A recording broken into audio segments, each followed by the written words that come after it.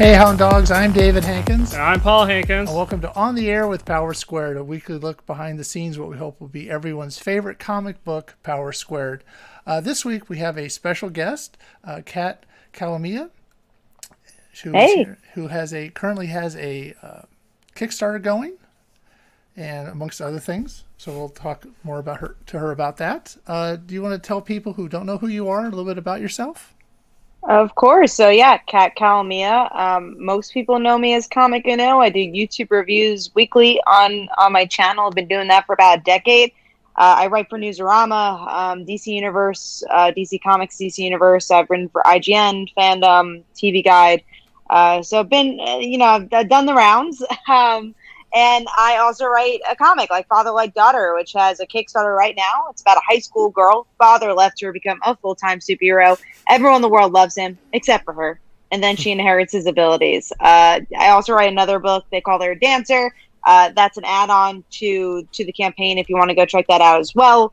But yeah, all about the Kickstarter this month, which is great. It's doing well. We're not even halfway done through it, which is kind of cool, but also it's kind of daunting as well because it's just it goes by so quickly, but also goes by so slowly. Yes. Just excited to get the book in people's hands. Cool. So related to your Kickstarter, we met through a Facebook group where you were asking for people for indie comics that you could use as part of your Kickstarter, right? Yeah. Yeah. We have a lot of indie comics on the Kickstarter.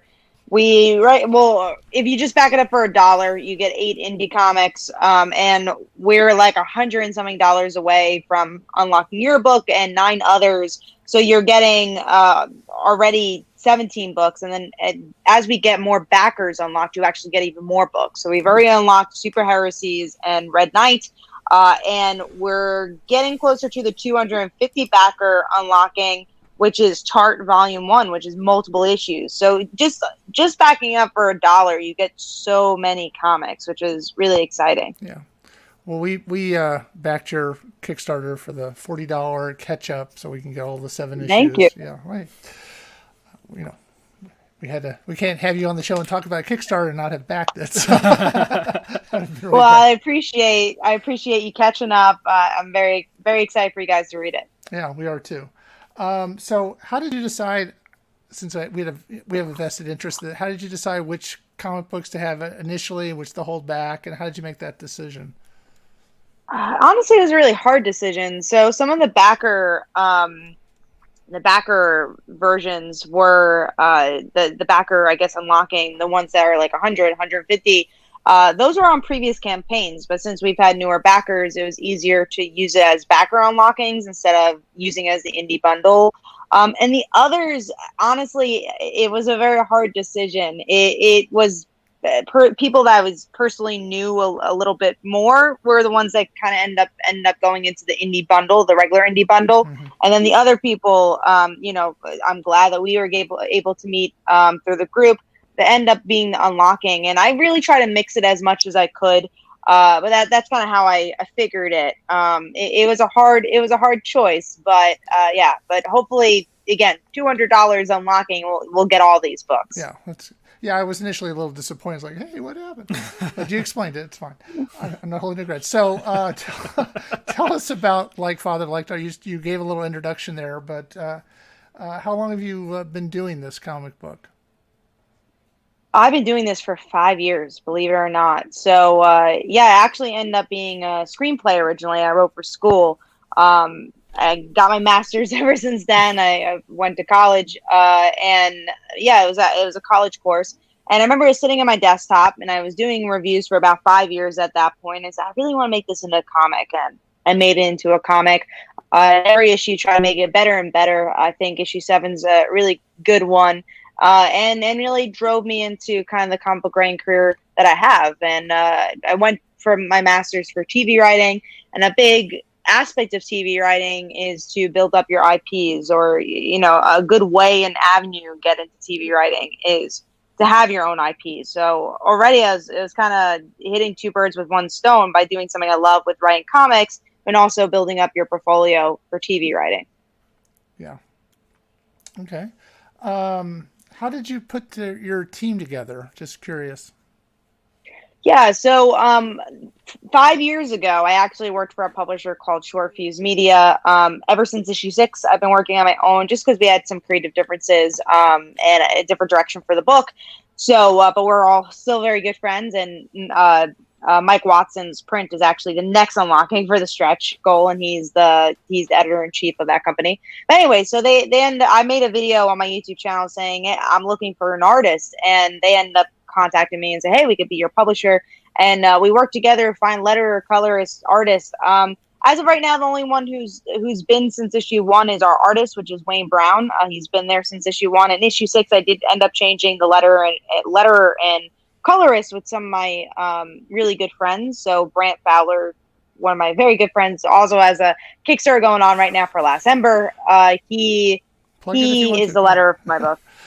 Plug in if you want to. Yeah, no, of course. I have to plug in his Kickstarter. So yeah, he letters my book, and also his wife colors my book, Lisa Moore, and we've been friends for a very long time. It's been years and years. Honestly, 2013, I think we've been friends. So it's been a very long time. Yeah, we've gone through. We're up to issue number 10 actually, which is coming out on Wednesday for our own plug, and we've gone through a couple of artists and several colorists just as a course of nothing we've done. Well, we changed artists on purpose, but the colorists have just sort of had come and gone. Nothing we've done, I don't think. No. We're great to work with, but anyway. All right. So, what was your inspiration for the book?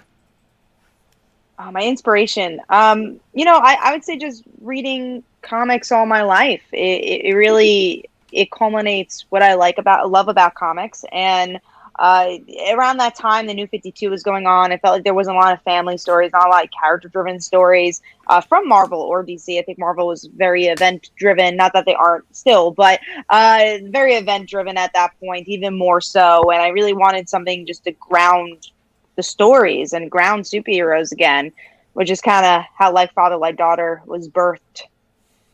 Okay. Does anything to do with your own relationship with your father or anything like that, or is that anything? No, my dad did not lead me to become a superhero. Wow, that's amazing. No, but I mean, just curious. Yeah, no, we have a really good relationship. He actually is the one who got me into comics. It's interesting because I get that question a lot, and I'm happy to say we have a good relationship. And I always say, yeah, he's the one who got me into comics. He's the one who read Superman comics to me when I was a kid. But I try to write the emotions as much as possible, even if it's something I haven't experienced. It's part of writing. So do you have a favorite comic book or comic books that you like? Yeah. Well, I read about 15 to 20 comics a week. So it's always hard to pick because there's always a new favorite every year. And when you read a lot of comics, like, oh man, you don't want to leave people out. But all-time favorite comic, Spider-Girl from Tom DeFalco. I've always been a huge fan of that. That's a comic that made me want to become a writer. So that's definitely my all-time favorite. Okay. Anything else you would recommend? I mean, yeah, there's so many. Yeah, I mean, currently we could talk about some Boom Studios books. Red Mother is really good. I've been enjoying that. Seven Secrets has been really good. Some old Image books like Revival is good. American Vampire from Vertigo is great. Those are some of my favorites. I love Paper Girls. That's becoming a TV show soon. Fan of Miss Marvel, fan of Spider-Gwen, like the Valkyrie series that was currently going on, the Jane Foster stuff. From DC, a big Stephanie Brown fan, so I love the Batgirl, Stephanie Brown. I love the Bat Family in general.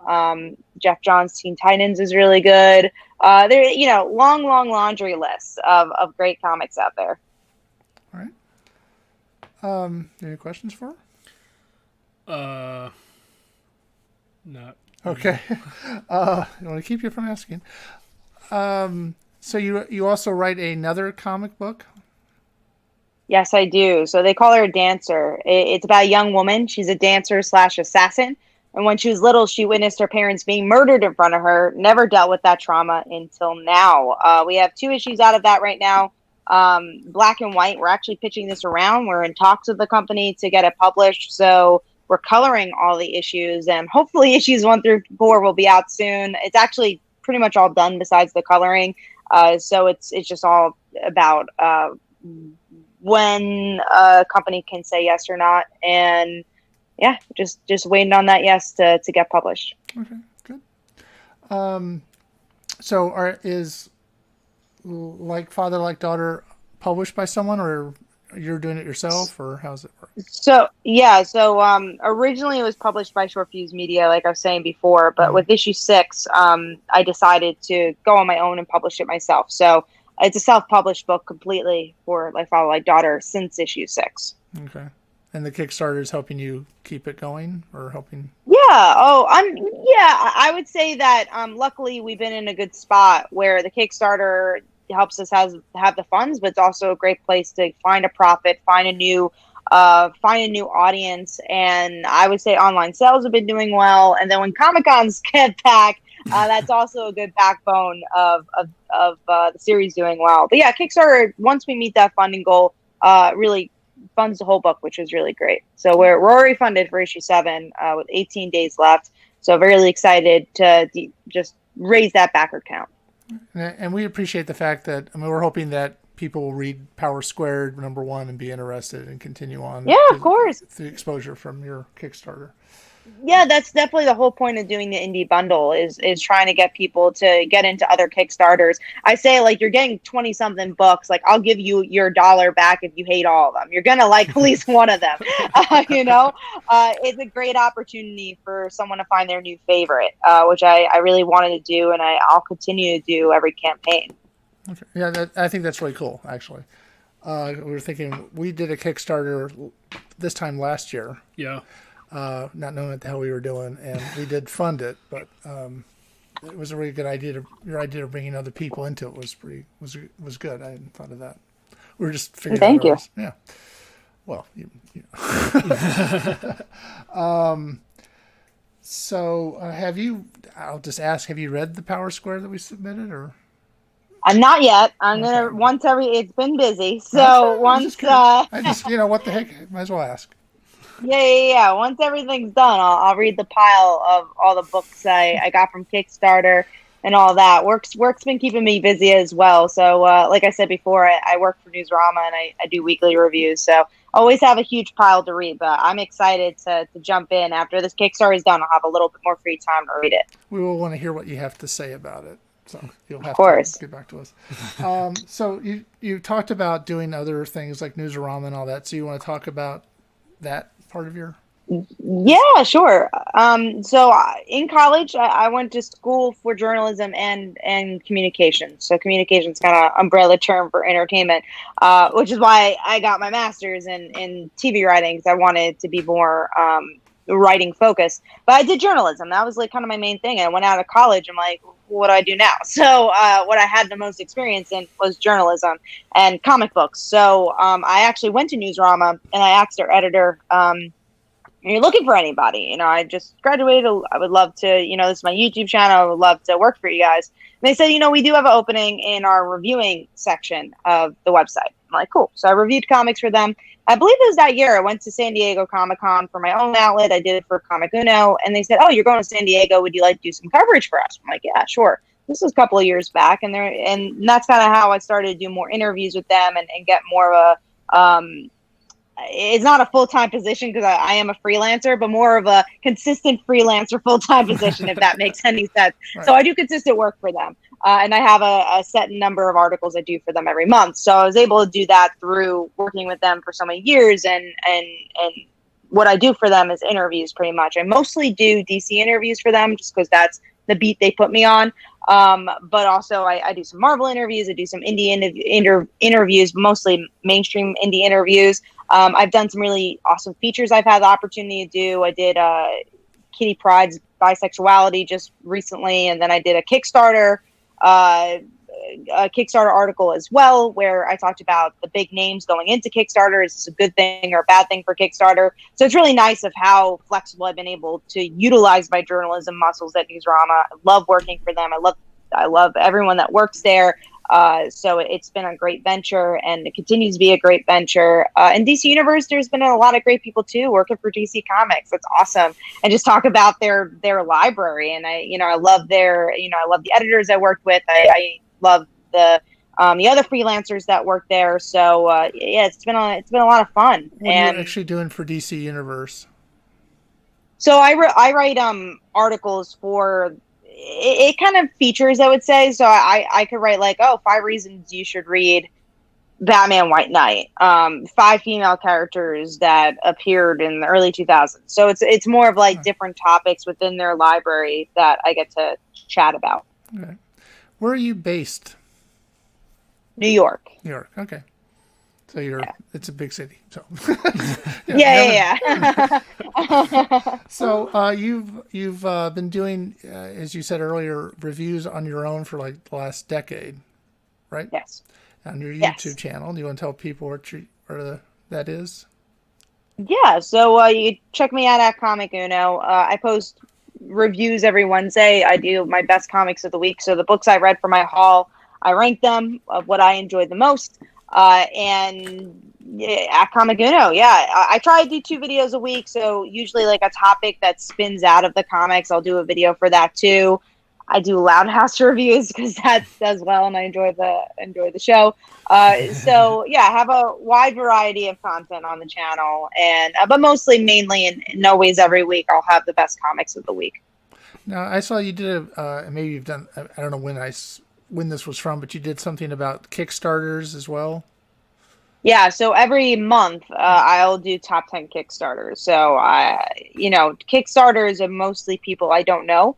That way I'm not biased. I will give shout outs to, friends, because there's always a friend that has a Kickstarter going on when you're part of the comic book community. So I'll give them a shout out. But people I don't know and what I personally am interested in, it's the top 10. Because I do get a lot of people like ask me, oh, well, can I be featured on the channel? Can I do this and that? And I feel like that's kind of unfair. So I really try to, like, I'll say I'll consider it. Like, thank you for giving my attention. But about a couple of days before I do the video, I look through the whole comic section. And in my personal opinion, my subjective opinion is the top 10 Kickstarters that I'll most likely back and that I'll most likely enjoy. What attracts you to a Kickstarter in particular?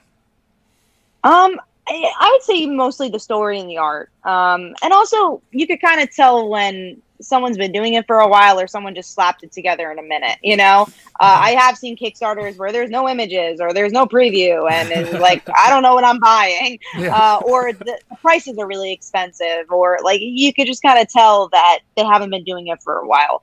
So that's kind of a mark off if you kind of see that, or the art's kind of unattractive, or the presentation's unattractive. Yeah. But mostly I would say the story, even if like the page doesn't look perfect, but the story really grabs me. That's number one. So the log line that they usually have on the bottom, like, oh, that sounds cool, I'll look at the Kickstarter more. But also, I think just like anything, it's the thumbnail. It's like, that's going to be the number one thing that attracts you. Like, well, does that look cool? And if it does, it'll make me click on it and read more. And not that I try not to click on all of them, but there's 300 projects. I only click on the ones that look interesting. Right. And I'll be like, all right, cool. I'll put this on the list. I'll put this on the list, and then I'll organize it all. And it's mostly how I end up doing it. Okay. So I noticed that, and again, I don't remember where I saw this. And it was in connection with your Kickstarter with all these people writing, saying how good you were. One of them was Gail Simone, right? Mm-hmm. Yeah, and we'd actually named a character after her in one of our stories, but we don't know her. Like apparently, but it was interesting. It's like, oh wait, it was kind of interesting for me.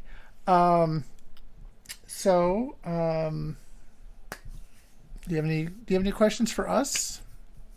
Sure. What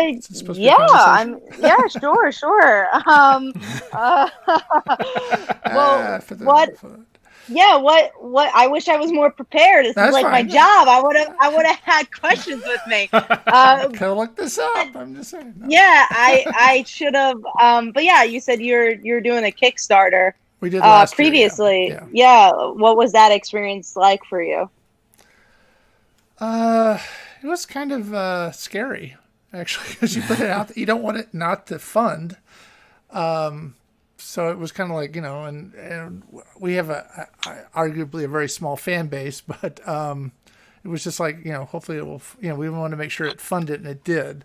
But it was a little nerve wracking, I think. Yeah. You guys helped put it together. Yeah. And after it was over, we actually did a video on our YouTube channel where we talked about where we thought we could have improved on it. Yeah. It was, yeah. So it was. Would you guys do it again, you feel, or was it a venture that wasn't worth it? I would think it would be nice to do it again. It's nice to have some money in the bank related to the comic book. I think we could do another one, but it probably won't be. We need to be better prepared, I think, than we were. Yeah. We spent a lot of time working on it, but we were just sort of, again, kind of flying blind a little bit. Yeah. I think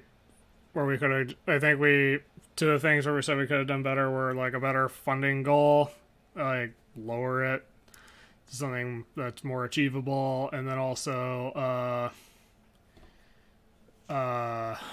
like actually build up the hype a little more.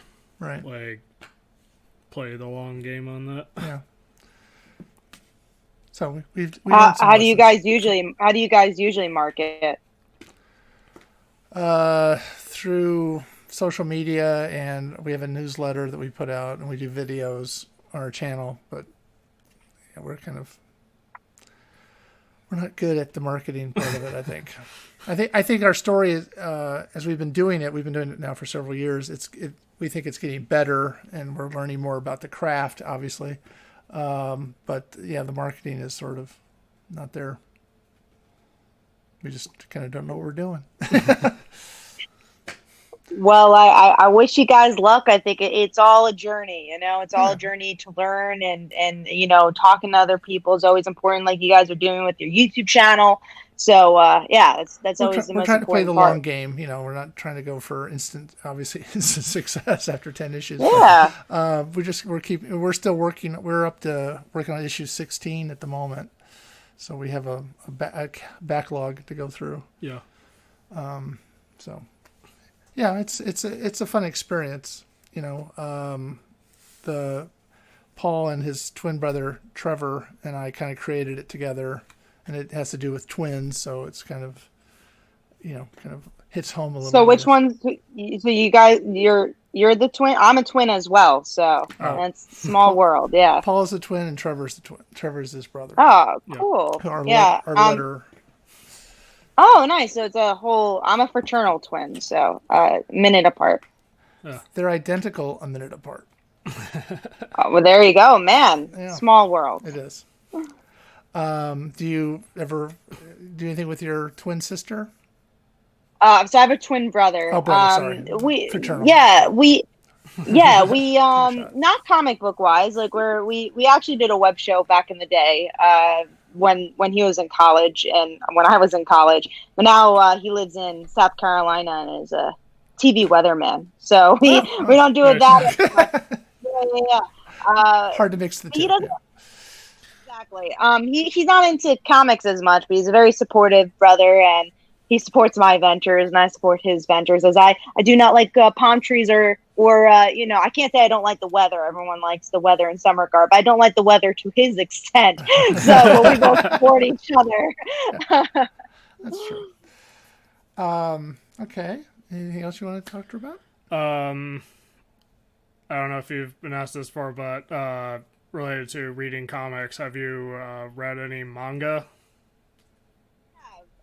There's different genres I enjoy in manga. I use manga and like web comics as escapism, which is weird because the other comics I read, like I think for most people is escapism, but it's work for me. So I still love comics, and obviously even when I do work, I love comics. But like it is nice to use entertainment as escapism in some way. Yeah. So I'll use manga and like web comics more as that because I never relate it to work, and I'll enjoy that.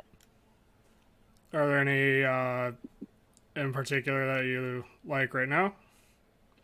Some mangas. I like the Assassination Classroom. I'm not into the mainstream mangas as much. I kind of like the LGBTQ mangas a bit more. Again, total escapism. Like, okay, this is nothing like I read, because I think with mangas you could have the actiony, you could have whatever. So like, I'll tend not to go towards the actiony as much. I'm like, oh, okay, because this is like work. So I'll try to go outside the box of something I don't normally read in comics. And yeah, web comics, but anything that really catches my eye. If it's a cool concept, like again, Assassination Classroom was a cool concept. So I'm like, oh, I'm gonna read that, and I watched the anime for that. So I try to keep my palette pretty diverse. All right. It's funny, we're actually watching the dub of Assassination Classroom on Toonami. It's good. It's one of my friends are just watching it now for the first time. It's been a while since I've seen it, but it's I like it. It's a good anime. Yeah. All right. You want to plug your Kickstarter one more time?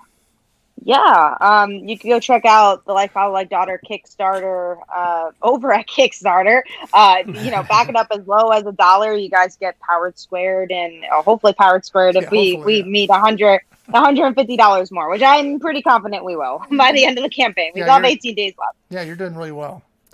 Thank you. So back up the Kickstarter. Find me at Comicuno on Twitter. That's the best place to find me. Okay. And my YouTube channel is Hayden Claire Heroes or Comicuno. You can find me there as well. Okay. You want to do the outro? Sure. If you are watching this on YouTube, if you like this, leave a like. Subscribe if you want to see more. And ring that notification bell if you want to see exactly when these videos go up. So we want to thank you for being on the show. We really appreciate you taking the time. So until next week, I'm David Hankins. I'm Paul Hankins. And this has been On the Air with Power Squared.